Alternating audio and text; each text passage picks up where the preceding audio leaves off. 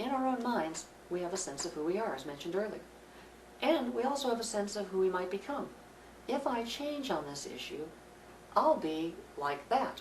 I'll change my personality. I'll be like that.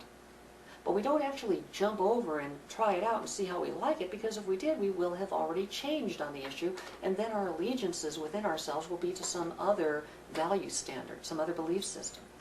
So we explore that other belief system. We look at it and say, what does that hold? How does it work? What can we learn from it while still maintaining the belief system we have? And then, if we're convinced that it's a better way to look at the world, we'll jump over and adopt it. And now, that's who we are. We've changed who we are in our own heads. So who we are at any given moment, that's the main character. That's represented by the main character.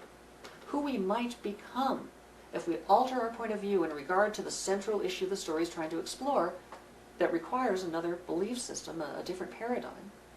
That is that other person, other self we might become that we look at in ourselves represented on screen or in a book.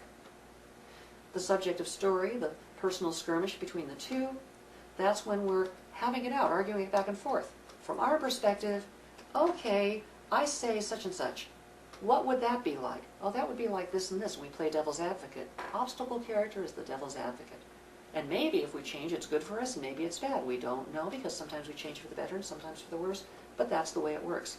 The subjective story represents that inner battle we have with ourselves as we're trying to come to terms with whether or not to change. And finally, the objective view. The one view we can't get in real life. We cannot stand outside ourselves and see who we are.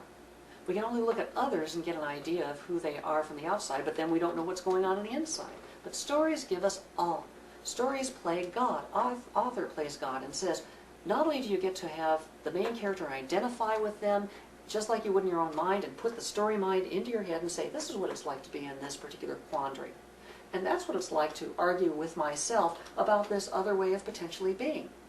But in addition, the author says, I have a God's eye view. I have some experience, some insight, and I can show you what's really going on in the big picture, no matter what it feels like that. So, if you find yourself in this situation in real life that's similar to this one, and you feel like you feel in this story, I can tell you what the proper course is that you can't see in real life that only God can see. That's what an author's really saying.